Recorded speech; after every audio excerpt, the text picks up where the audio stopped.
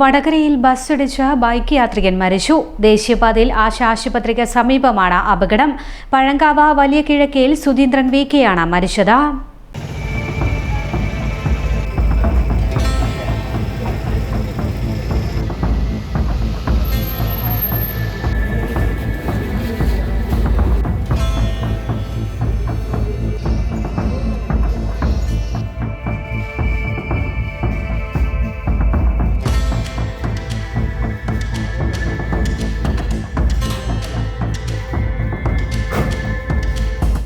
രാവിലെ 7:30ഓടെയാണ് അപകടം.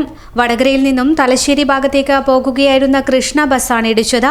Pazhankavu fire station റോഡിൽ നിന്നും ബൈക്ക് യാത്രികൻ ദേശീയപാതയിലേക്ക് പ്രവേശിക്കുകയായിരുന്നു.